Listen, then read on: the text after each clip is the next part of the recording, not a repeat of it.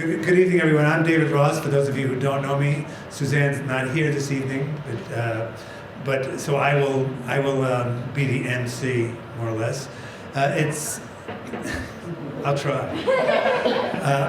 It's really a great pleasure, actually, tonight to be able to introduce to you an artist who I've known for 20 years. Mithu Sen is an artist who works out of New Delhi in India, and she's here in the United States as an artist in residence at RISD this semester, so we're very lucky to have been able to bring her here to spend some time with us this evening. You might say that Mithu Sen is a conceptual artist, that is to say that her art deals with broad concepts about meaning and the way meaning is generated in art. But she's also kind of a very kind of a hard figure to pin down. If you think you know who she is, and she figures out that you think you know who she is, she'll just change right away, because she's not the kind of artist who wants to be put in a corner or in a box. Her work does tend to deal with issues of people who are marginalized one way or another. And her work has a lot to do with language and the way we take certain aspects of art and the practice of art for granted and assign certain words which in fact tend to be meaningless. She's also somebody who's had a great deal of commercial success that she's then turned on. She didn't necessarily want to be defined by her commercial success. And in many ways, her work has become a critique of the relationship between capitalism and art, even though she enjoys the fruits of capitalism, because her works are highly sought after. They're rather extraordinary. But you wouldn't know it if you talk with her, because, again, she wants to kind of subvert anything you might believe is true about her or about art or about the art world. And so she's going to be working from over there because we don't have an extension cord for our computer. So whoever uses the computer here has to hide behind a column, which is, I think, kind of a cool idea, but maybe it's something we can work on at some point. So without any further ado, and if someone will hit the light switch over there, do you know the right ones to hit? Not the one that... Try more of them. That's good. Without any further ado, it's my pleasure to introduce to you Mithu Sen.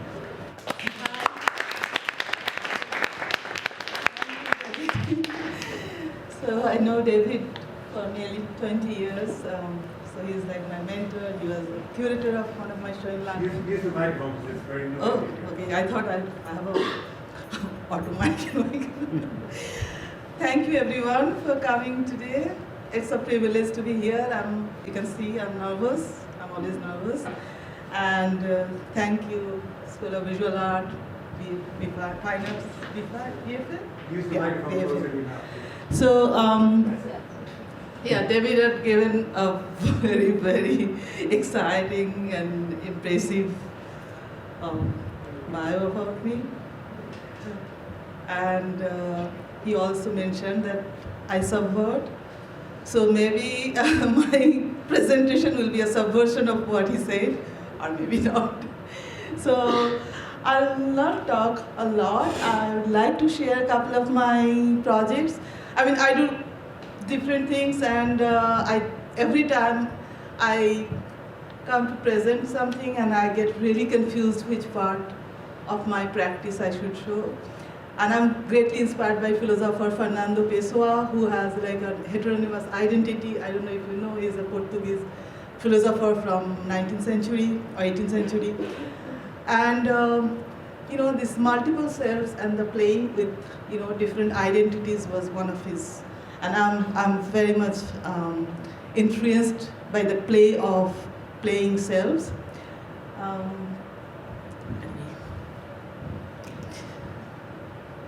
I'll read a little bit because I'm not very comfortable in speaking, and I hope you'll consider my accent and language and coming from an artist coming from a post-colonial country, India.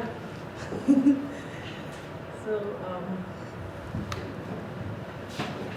My artistic journey has centered on human conditions, especially at those marginalized areas where the hierarchical codes and hegemony imposed in the society, sexual, political, emotional, or legal.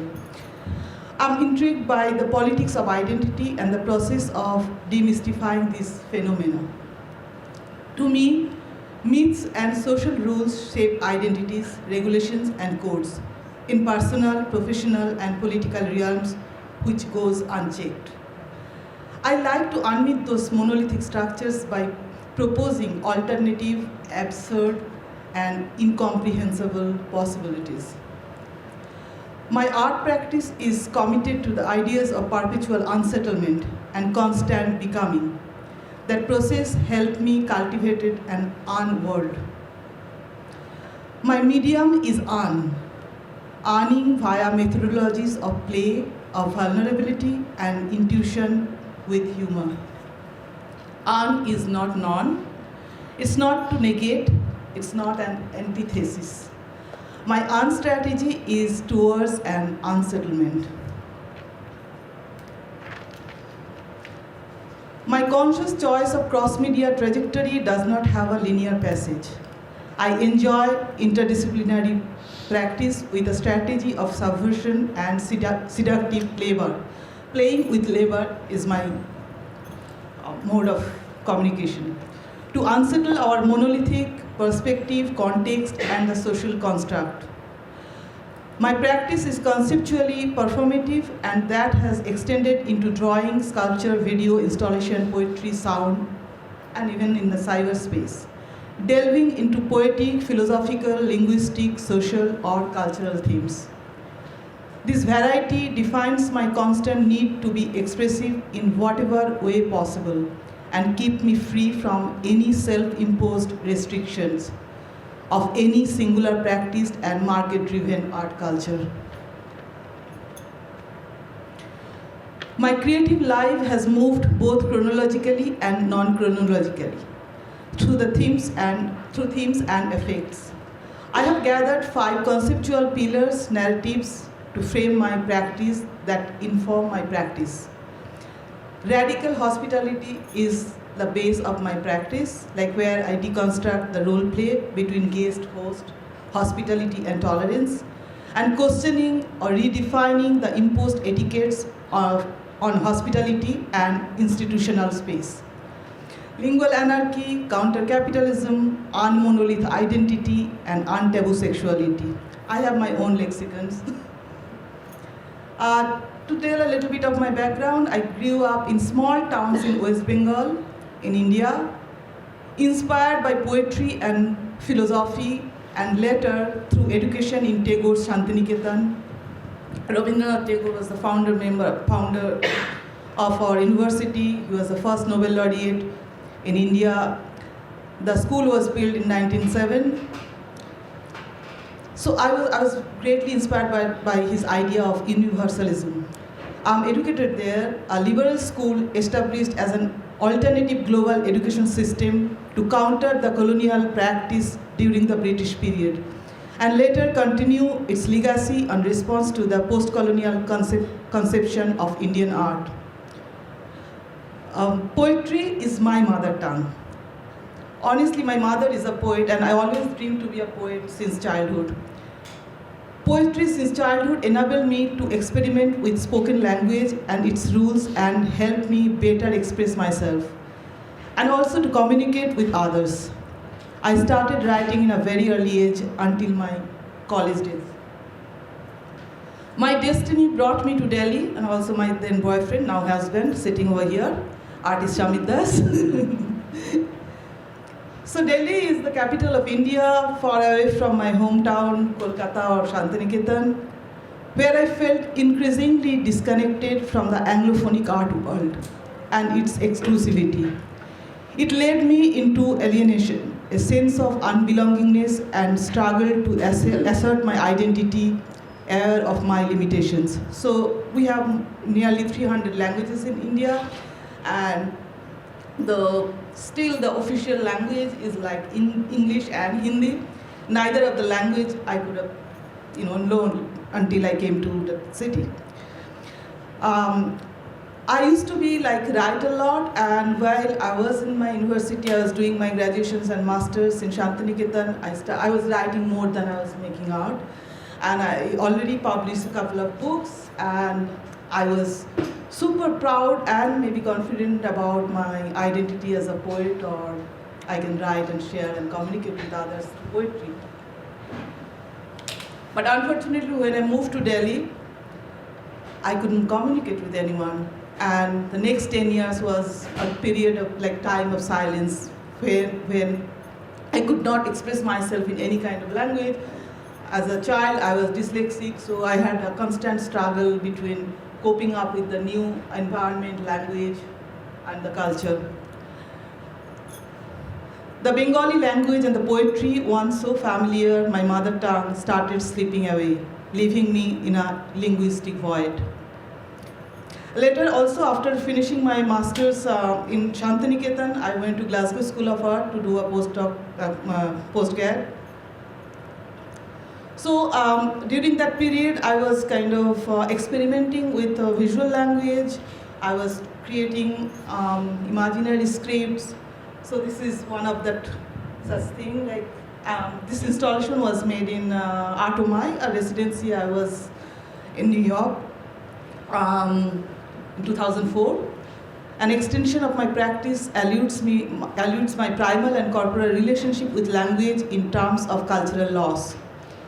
As a citizen of post-colonial India, language is a sign of imposed cultural differences, and English, to me, like many, as a reminder of a post-colonial identity with colonial baggage and post-colonial anxieties. Because it is English that is culturally and legally seen as a language of the privileged and educated. Moving to Delhi and later encountering its Anglophonic art world as well as a network of hierarchies made me reckon with a loss of language. I use English as a strategic tool. Like today, I work with English and I do it with great discomfort because I want to respond to that complicated history as an artist, the labor and struggle of participating in the Anglophonic art world. In my journey, I make some of these problems legible. So those imaginary alphabets created out of human hair, no star, no land, no word, no commitments. This explored the idea of an imaginary non-textual language as image was open for viewers reading through assumptions, associations, and encounters, varied interpretations, conclusions, and translations of a new language. It is a completely unrehearsed language which has no structure, grammar, or syntax of its unknown, which cannot be reproduced or replicated and relies on getting in touch with one's own embodied tongue. I address several myths in my work to subvert the expectations of the world as an artist. I propose alternative possibilities that may be absurd. For example, I use gibberish as the language of people. Aphasia, a lecture performance of an artist's presentation staged in non-language to demonstrate the hierarchy and hegemonic power of institutions and codified norms that control us.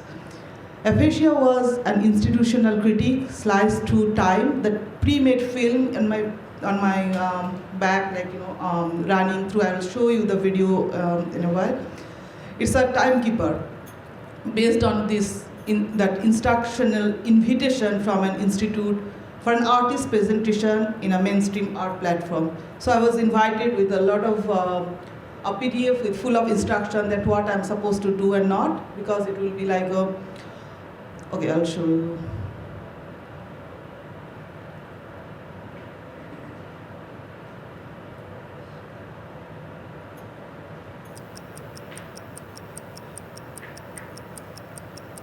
Sound working? Oh, kommt du?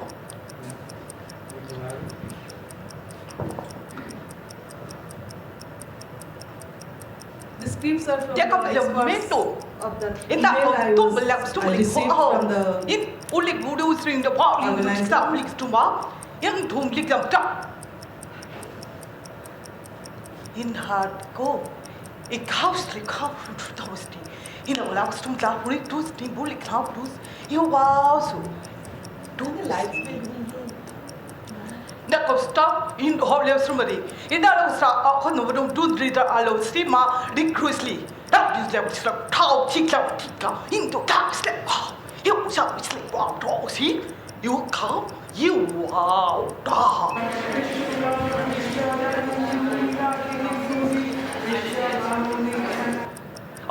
Sen le hard do stream la club days to on still in hard or do days seba itu kat kap ko through riko samba in all sa into costa he voice time while presenting the film, I found that the projection was on the back of the screen, and I they're gonna put kind of use it.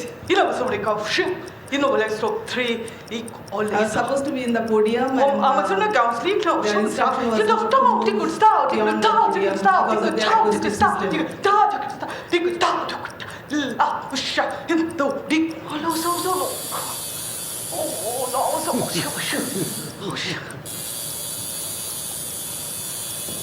You don't. Just stop. Oh no so which rock what you know you know let's talk which no really come no so okay you do stop sleep come oh hot so you know no after it up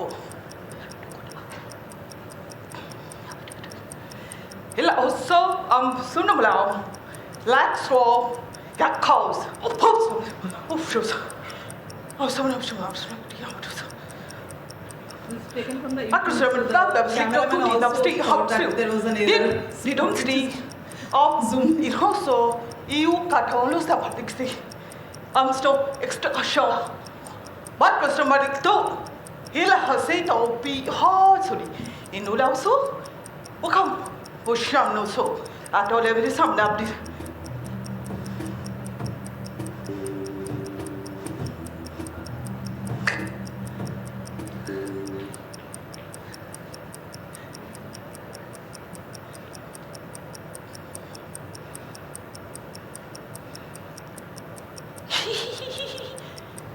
Let's do got still in the club. I don't know what should have done the start and do the legal. Pretty controls in a control need into these. So I was given 9.5 minutes, and I was told that if I don't finish within a time, what else I got into what else? it's the kind of style music. I know somebody got to do out do this. They could grab what you reach there. You grab us and got to drop to your data. Sleep on this song. Somebody's not going to shoot it. And I got to put someone could stop it. Not by going up anybody. Which are proud to somebody stick out your data. Then to do pattern with him up. Then lose the come on. You know, when you're sorry, I got stop, to stick up. You know, some sound. You lose what is up, present, listen with that. I was because so, oh, yeah, you know, what do you say? My goodness, you go to the good group, this way goes up, and goes to the back. So I can stop.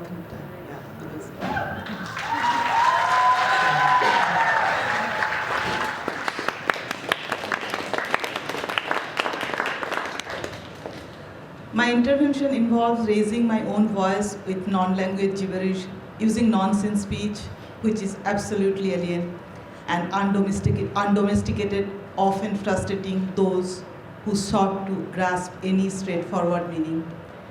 Non-language and this consequent undoing of language empowers the speaker and disempowers the listeners. The presentation made people experience the feeling of control power and its politics. Non or unlanguage in my practice has evolved as a tool to resist the binds of institutional etiquette.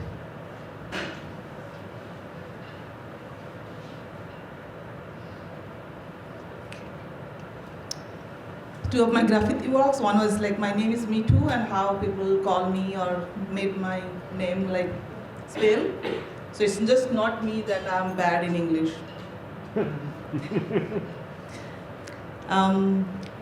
Identity as the enforcer of consumable forms, interrogating the self as a matrix of identities and myths, from imposed identities to chosen identities. and questioning social norms, fixed beliefs, and categorizations and how they intersect with the structure of the world, whether social, political, economic, or emotional. Being an Indian woman artist in the age of radical changes, how the art world commodifies women artists and artists from the global south.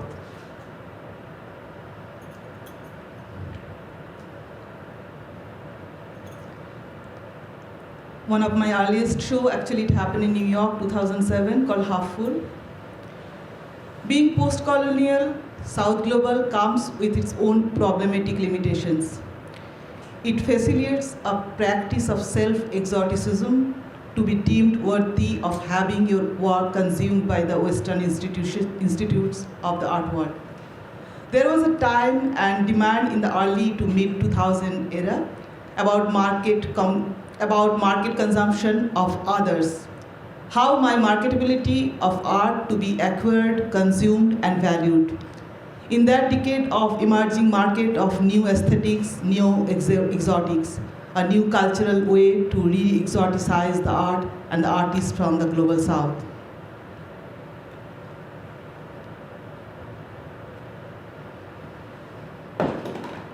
So it was like larger than life-size large drawings, mixed media drawings. Actually, Adam, you were there in the show. So Half Full was to unconstruct the role play of the representational politics and the fetish, fictitious self-exoticism to complicate conventional cultural conformity to an immediate identity, injected humor. I used hybridized half-human, half-animal bodies to challenge the imagination of my viewers using my own body as a market of complex sexuality.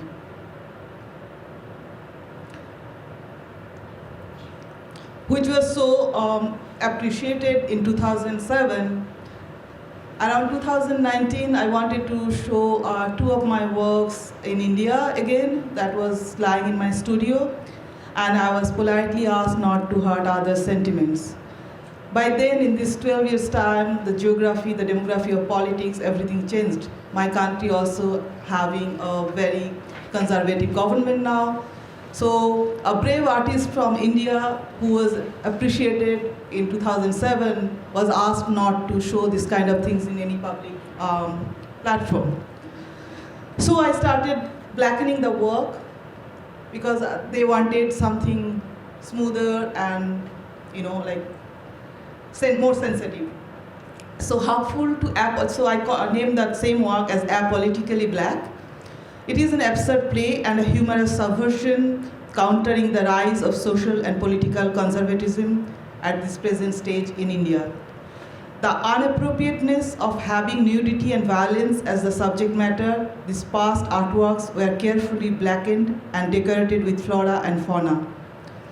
This was done in consideration of the atmosphere of totalitarianism and violence in the politics of the country, where the work gets transformed through a self-censored performative gesture. Since last 7 years, I've been working on creating an artist declaration and contract in a legal paper. And whatever I do, I create a little note next to the work as a part of this practice work. So this is for that work.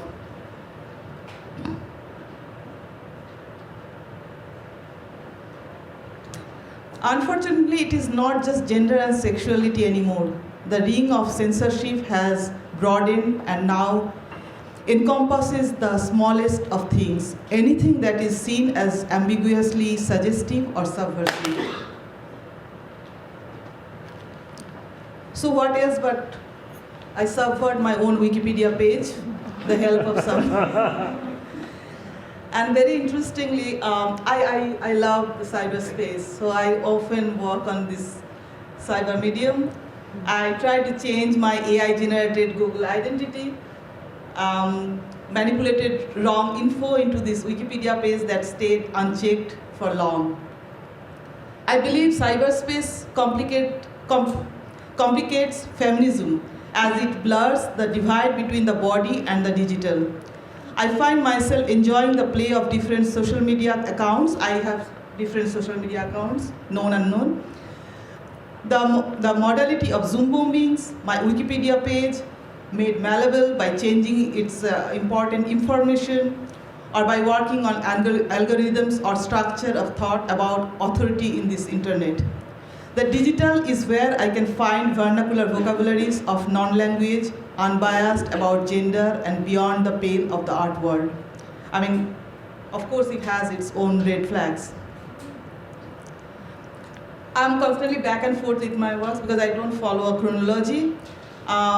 So another part, that exploration of bodily identity in terms of materiality, I believe it's an inescapable path as a woman artist, to use blood, hair, bone and teeth, and to question the politics of body, gender and sexuality. So this is one of the such projects. This is actually my first solo museum show in Broad Museum in Michigan. And it's made out of dental polymer and teeth. Dental prosthesis embodied in melting flesh and teeth as a metaphor of defense and desire. An act of disciplined violence on a formal level.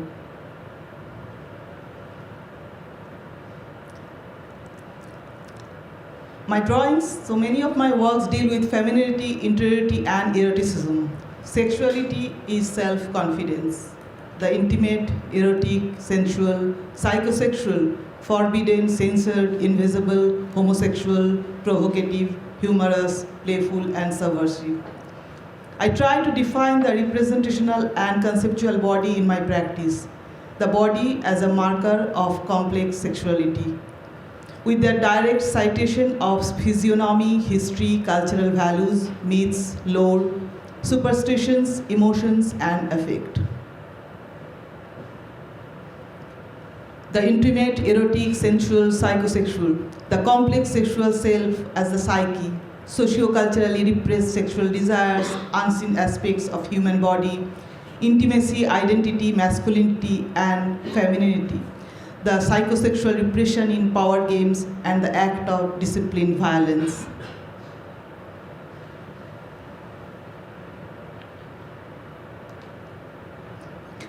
I travel a lot. My husband calls me visiting wife.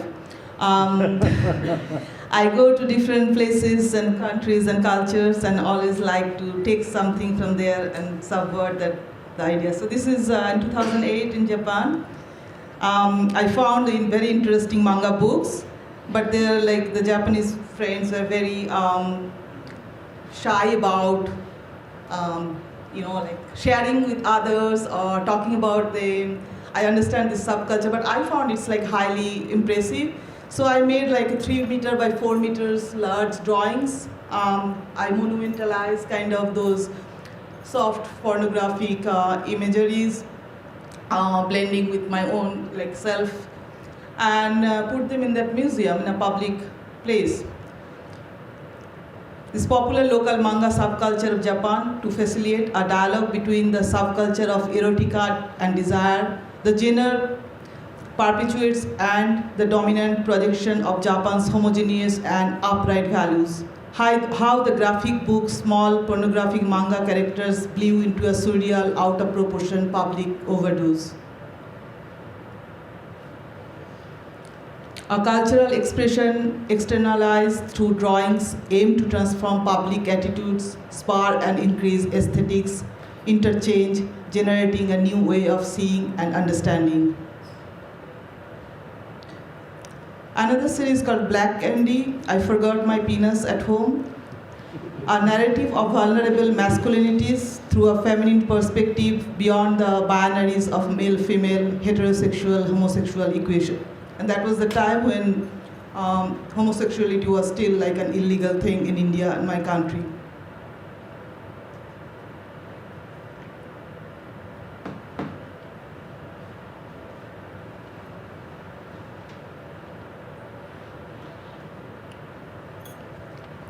I've been censored a few times, so this Nothing Lost in Translation, and even this work was censored 2 times in Korea and also in Belgium.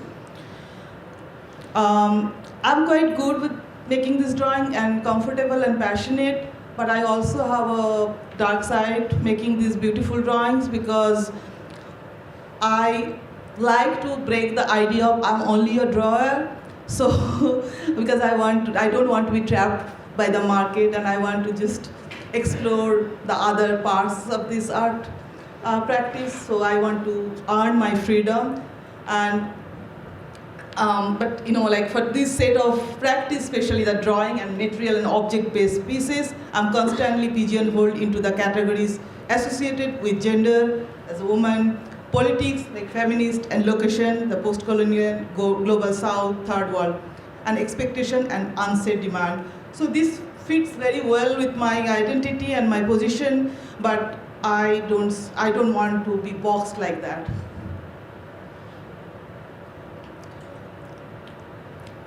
So I was invited for a show in a museum in Warsaw where I was expected to do something Indian. And I often, before that, like a lot of the shows, I was being dropped in the last moment of the final selection of the artists at an Indian show. And I was going through a very upset phase because I didn't know what is that less Indianness in my life or in my work practice.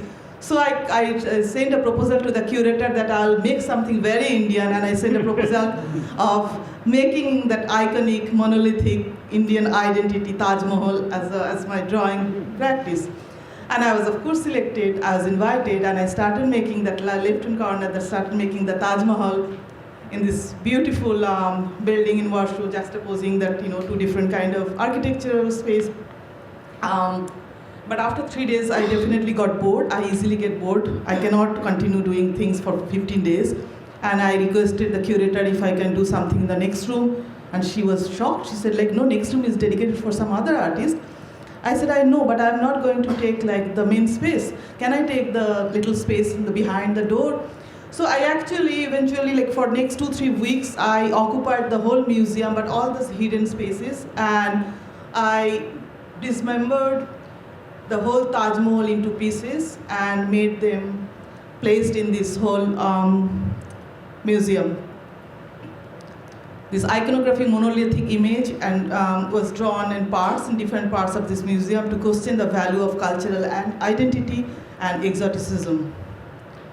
A piece of broken marble as a souvenir was offered to the viewer to critique the cliché of branding a national identity. So I'm very confused that what identity is and what is expected from me. So I really want to please people, but nobody yet is pleased. So I made my own formula with a couple of instructional points. How to be a successful artist. Mam Alexam Bigla, no in do up tea. Back on sleep. Dikatum Lambu, I thought my lucky toast. They can do Katambulik in the back hato or singing Rim Ligaban. Take a tick top in dick to a auto at the moon Namazami. They can subclick them, they walk them, they Malabla to me near. They can soak like a tumba under the Kamato Usrum Hurricanes. Just click the outdream like two big of the top Dixon out. They can talk and you don't in particular out 11 stream out show. They can talk out in Dick to get out with the lick top or nipping lick up. They get a doctor to the it a pot is like to top teeth up room lick and wood so they can get out them. Like a top things that don't lick the point of lick them take out. Like a two is top tick top tick to lick out when they are doing in the mountains to lick.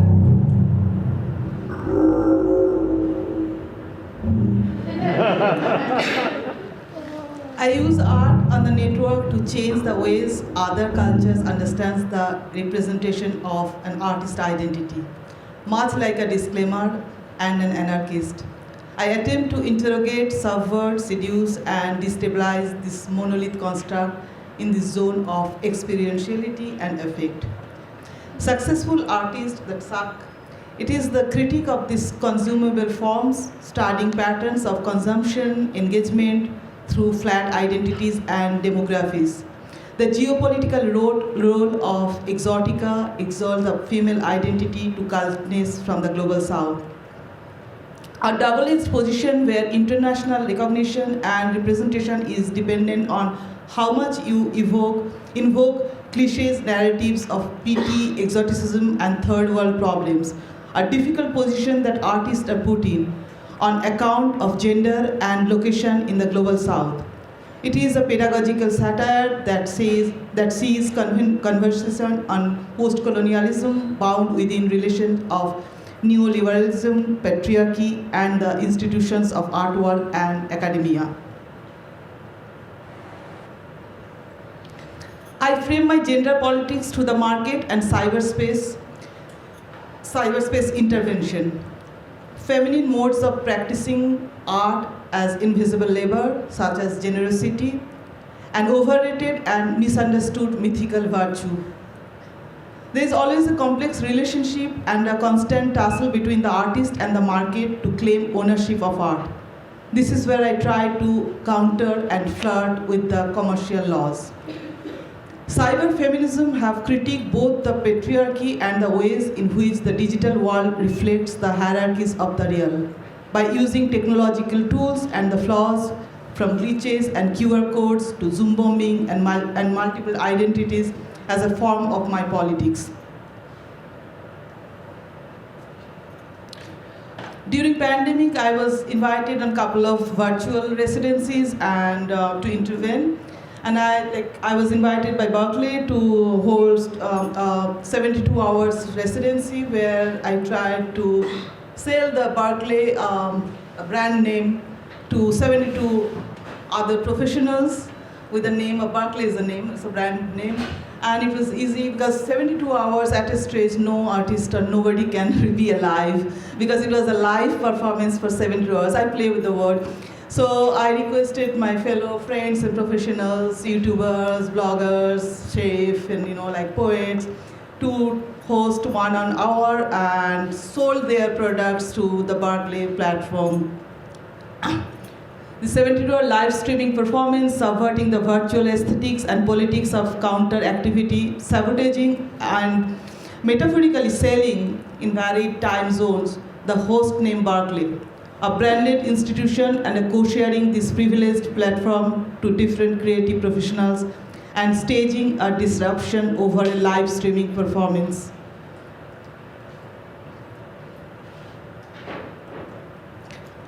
My another intervention for a conference, for 2 months long conference, I used myself as a Zoom bomber. So Zoom bombing during a live online conference. It was in Paul Mellon Center in Yale University. The series, I made a series of 8 videos, like 1 minute, 1.5 minutes, and I just worked with the one curator and the programmer of the website. And the series of video works was presented as an intervention to a multi-panel series of programs hosted by Paul Mellon Center by a Zoom bomber hacking and subverting their space during their online conference as a disclaimers, commentary, and performance. Be Beyond Being, I appear as an unhistoriographer who declares that the whole conference was on post-colonialism, who declares that post-colonialism didn't happen.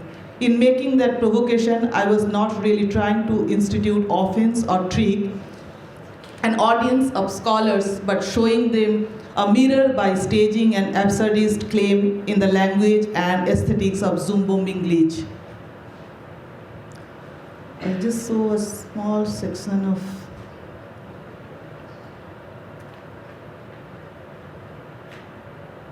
oops.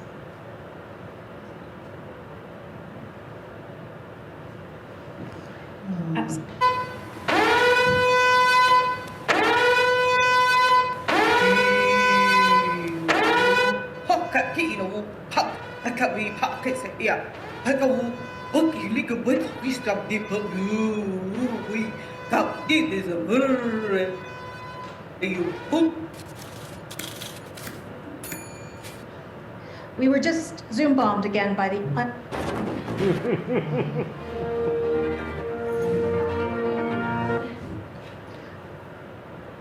start to limit or shape those same people's actions. I feel like something crazy is going on here, but I'll just go on. Men make their own history, but they do not make it as they please. Marx goes on in the next.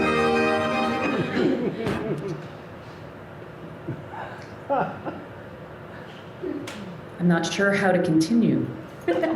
We don't have to have Zoom poker faces on anymore. So this was the last day after because 2 I think months that's of the first time conference. that a credit Because each conference has I appeared kind at of the had, end of and they did one of that, the and they glitches declared in that it was actually an the Zoom artist conferencing intervention. system. So, Um, but these 2 and months were each really of our crazy, panels and they has got a lot of been emails Zoom-bombed. because Paul Millen Center cannot have such errors. So it was again a pedagogical satire that sees conversation on post-colonialism bound within relations of neoliberalism, patriarchy, and the institutions of the art world and academia that are deeply entrenched.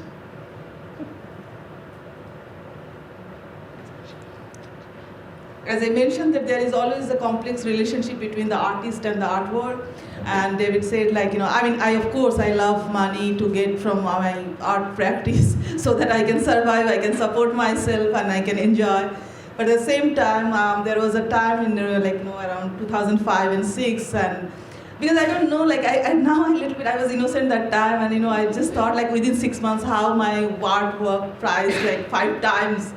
And maybe one piece of my artwork was not even my father's whole year's salary. So I was sentimental, I was emotional, and I deeply was disturbed. And when I asked my galleries and and experts, they said that I'm talented, and I don't have to think about all these things. I should just as an artist, I should continue making art. But I have a very complex kind of mind. I can't stop thinking why. I always asked why. And I enjoyed being a talented artist, but I could not enjoy that equation and the dynamics. So I also used to gift artworks to all my friends, whomever, because I always thought that artwork is something that is made out of emotions and love, and doesn't have a price tag. So nobody will judge me that. But there was a time when I realized that I was also told that this size of artwork price this much, so it's almost like a check. So it's better not to gift away so many artworks. I came back and I asked one of my friend who's a website designer, and that was my first website in early 2007, and I launched a project called Free Me Too. I offered friends online, anybody can send me a letter of love, and I'll give an original artwork from myself. A lot of people thought it is a scam or it is a joke. It was not. It's still on in a different way. I ran this project with a lot of soft conditions, and so in my idea, I was thinking that as a labor, I make everything myself. I don't have assistants, and that is one way I tried to resist the overproduction. And so if I make 40 artworks in a year, 40 drawings, and each one is $1,000. So end of the year, I kind of make a $40,000 artworks. So I wanted to just little bit flirt and subvert the art market. That 40,000 I made 30,000 by giving 10 artwork with a different currency, which was a letter of love. So my romantic way of unsettling market was this project, and yeah, it was not really bad. I always like to play with that, with the market, and just a little bit of. So Free Me Too was so it was. Yeah, I don't want to talk more about this. 2018 January, I had my show called Unmyth You. And Unmyth You explores the politics of myth making and unmything those norms. Myths and social conventions, regulations are how identities, codes, and markers of what is normative, idealized, and replicated take over our personal, professional, and political lives. When we treat any phenomenon as a myth, be it in the persona of an artist or here, the market, we address these megalithic structures. And I like to unmyth those monolithic structures by acting in opposition to the social force. It means proposing that alternative possibilities. Unmyth explored the new form of materials as byproducts, artist contract, and captions of an artwork.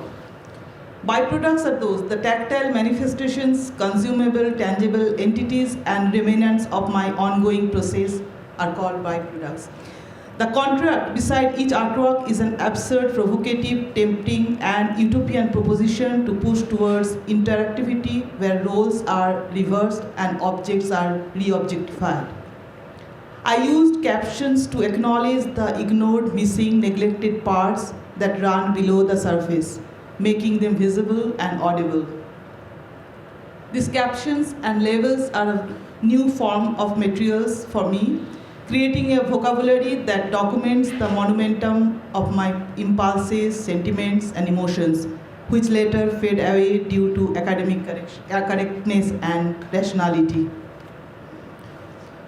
So I started making artworks with these new captions and a little bit of declaration or contract form. Like these works, these are formed like my much practiced drawings and also my Googled identity. If you Google me to send, most of the drawing comes with this very sensual, erotic, and beautiful. Yeah. So I thought that there is not much challenge in me, so I put them, and every new solo show comes after a couple of years. According to the system in the market, the gallery increase 5 to 10% price of that artwork. So here, with the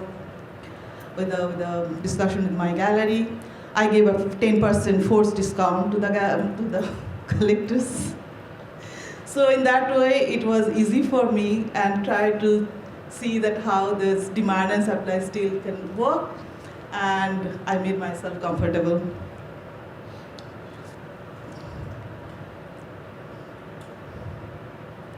I began to unmyth not only the form of the contract itself, but the efficacy of legal process and the emotionally, affectively devoid nature of the judicial system that purports to maintain order in modern society.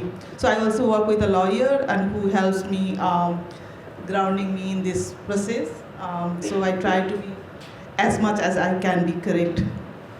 This is the last part of because I have different areas in my practice. So non-language is the last I want to concentrate now. It's a non-communicative, non-productive form of communication. It is a resistance, a form of protest against all hierarchical form of languages, influenced by my own dislocation and translational vocabulary. It's an uncodified subconscious language through visual, sonic, and performative practice. It talks about minor tongues and minor feelings. This is one of my last Bengali book where I actually kept a lot of pages as blank when I could not document my poetry in words or in any kind of script or languages. But in my belief, they still exist, that unexisting existence was there, and after that I stopped writing in Bengali.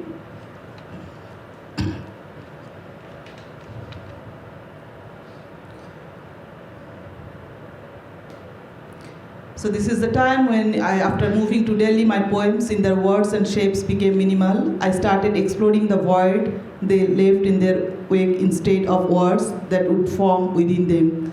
My poetry turned into absent bodies, and my last Bengali poetry book, Bashmati Shorir Bagan Bagan, was published with these blank pages as an archive of those desperate moments of utter silence.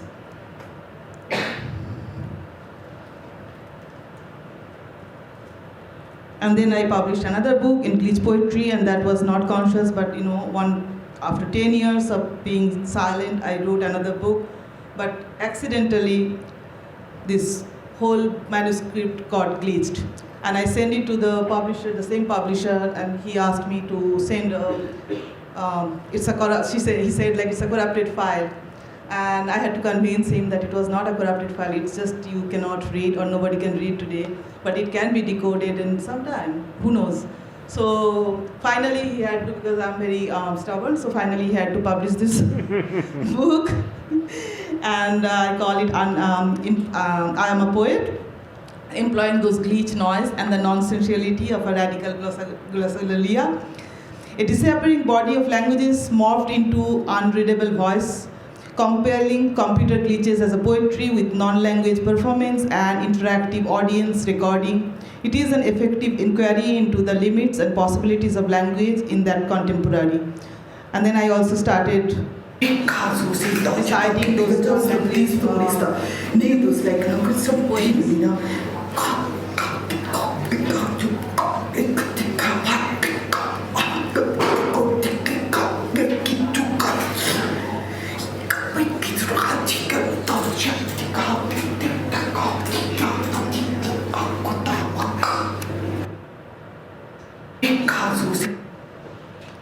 So with this non-language, which is like a gibberish and non-productive mode of communication, I experiment in different ways. Like this is where I know. This is one orphanage in South India called Kerala, where the language is Malayalam, and this language, as I said, like we have like hundreds of languages, and this language I don't know. So I placed myself inhabited in an orphanage of around 50 abused girl children. They're very young, 6 to 18 years old.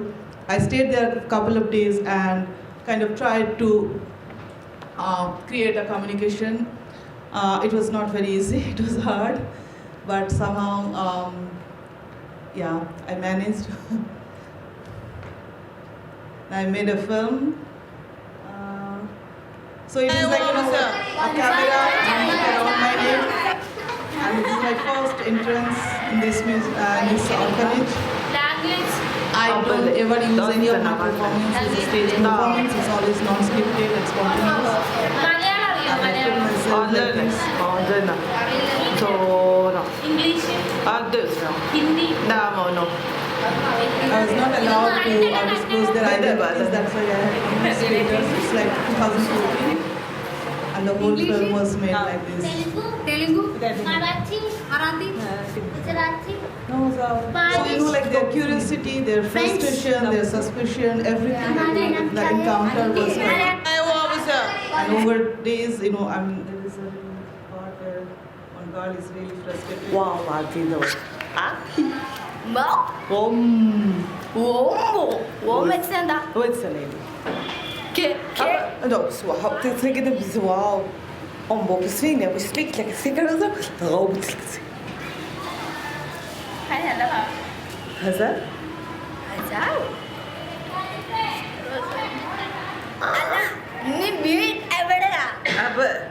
Wow.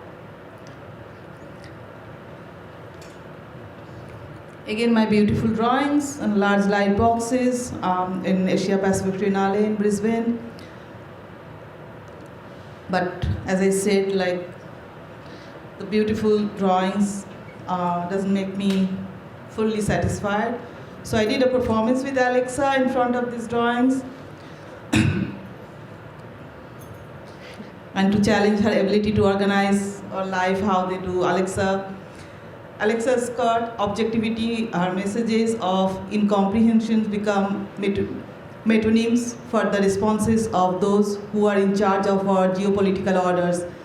On another hand, the innocence of Alexa's miscomprehension and confusion also shades light to the disputed nature of facts and truths.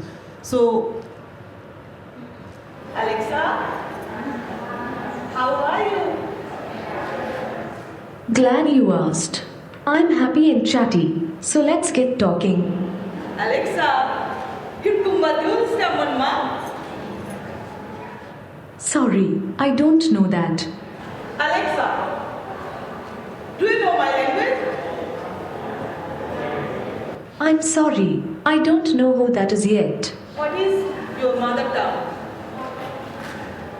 I can talk English, I can walk English. Alexa, I love you.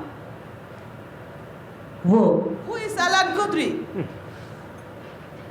I'm sorry, I don't know who that is yet. But I Alexa. learn about new people and businesses every day. What is the meaning of of xenophobia?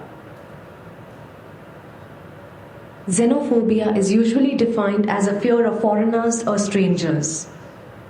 Alexa, you can't be female. Look at that, come stay, no breathe, this like a, this up, left up, pleasure, dick. Sorry, Listen. I don't know that one. Alexa, what is the meaning of lyncher? Lynching is usually defined as putting a person to death by mob action without due process of law. Ooh. Alexa, do you love nuclear bomb? I don't have an opinion on that. Alexa, you understand my English? Sorry, I don't know that. So this is like a long 40 minutes. So this is the last project I would like to share. So early this year I had my kind of mid-career survey show for last 20 years in Australian Centre for Contemporary Art in Melbourne, where the show was called Mother Tongue, Aim Small. This whole show was my engagement with the lingual anarchy. The show frames the language, identity, colonial domination, and cultural loss. The show was an invitation and a provocation to abandon our known language and instead reflect on unintelligible and unknown languages to search for our common denominators. In this exhibition, unlanguage stretches across mediums of poetry, video, performance, lecture, contracts, unacknowledgement, and glitches. It is addressed through alphabets, punctuation, emojis, signs, sounds, nonsensical phrases, and so on. Mother tongue was presented as an illuminated mind map, as a constellation of images and words. It is a dialogue between internal state of instinct, feelings, and sensation with zones of contact where issues of language, identity, and colonial domination and cultural losses come together. I kind of structured the whole concept as language of loss, poetics of instruction, choreography of control, the considerations of contract, and flattening time. A guiding light line piercing the exhibition space with a sense of direction and movement, a journey through lines and signs through annotations. Annotations as an approximation of language.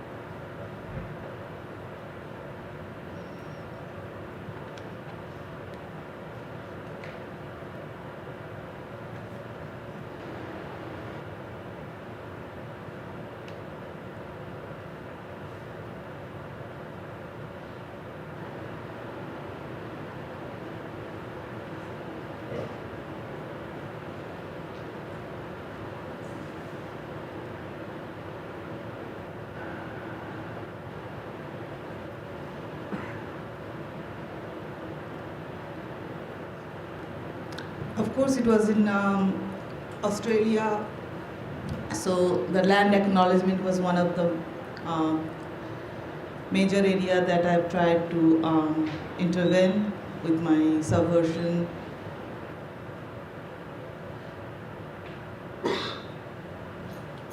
So the show talked about the minor tongues and the minor feelings, as I said, combines a dialogue between internal states of instincts, feelings, and sensation.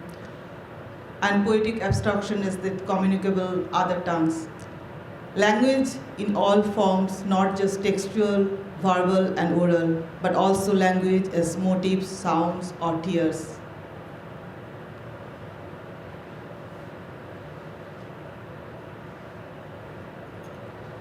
Mother tongue explores a colonial baggage and post-colonial anxieties.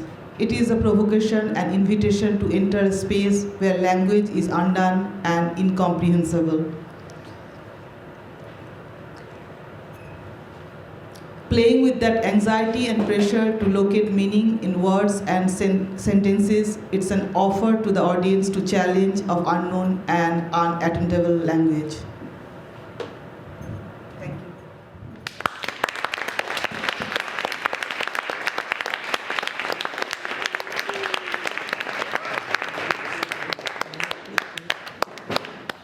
That was wonderful. We have time for some questions. Yes. So, I'm an artist that also deals with erotic imagery while also using imagery of animals, and I want to know what drew you to that, and then what led you away from that in your practice. What's the question? What? Yeah, can I? So, as an artist who also deals with imagery of eroticism that also includes animals and animal parts, I am wondering what led you to making those works, and then what led you away from that in your practice? So, thank you for your question. Of course, as I mentioned, that it was a time early 2000, 2005, when I was introduced into this wonderful world of expectations from an artist from Global South, which is always considered as an exotic form, like almost 20 years back, you can imagine. And that was also the time as a young artist, as a woman artist, to explore the body and identity and, like your self-portraiture, and make it like as maximum as you can, because there is a legacy of women artists who, like from Frida Kahlo to Louis Bourgeois, like how we can kind of explore and exploit the exoticism and erotica. So that was the passion and a very honest, sincere approach towards that. But then immediately I got bored, and I think I really failed that it's a trap for the market, that if I surrender with this kind of exotic forms and much accepted and appreciated imageries of me, it will not be a very smooth, comfortable journey for my future as an artist, because what I want is like the freedom to do and explore whatever I want. And there was the greatest possibility. I was also invited and asked to continue this kind of works because they are really good. I saw my many contemporary artists, women artists, who are coming from different countries like Africa, South Asia, Latin America, and coming to this city like New York or Berlin or Paris or London. And I was trying to, like follow their track and trajectory even before me. And all I was finding, maybe it's like my complex mind, that it's going to be a trap for me if I continue that practice again and again. So I kept it for a small little part in my practice. I did not live it completely. So, because it's also my passion and my love, so it's my diary, I cannot not do that. So I continue that, but it becomes like maybe 20% of my entire practice. And yeah, this is like, this is the practice, that is my politics. It may not be a question exactly, but I'm interested in hearing you elaborate more on your background in linguistics and how that relates to your artwork.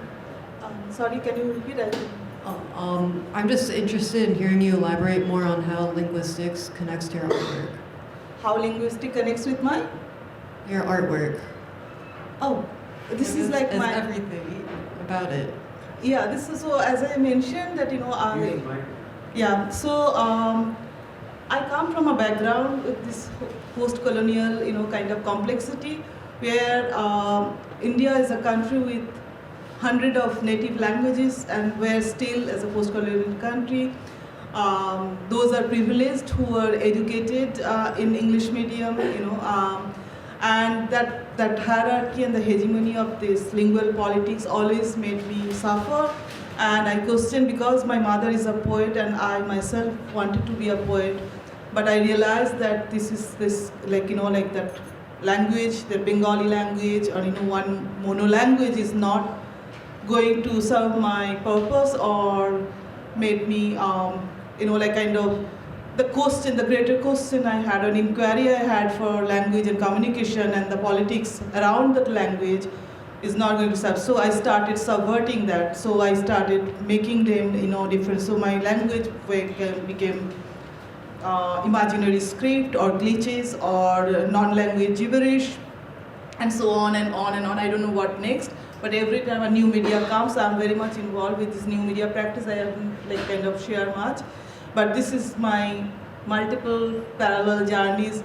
And language is just, even coming from that kind of background with that complexity, and you can even experience that the way I speak, it's not very greatly comfortable thing for me. So there is a discomfort, and that struggle I want to always share with others, because with this struggle, with this kind of complexity, I still am trying to be present and overcome that my inability, and not to be shamed, not to feel like heavy in my heart.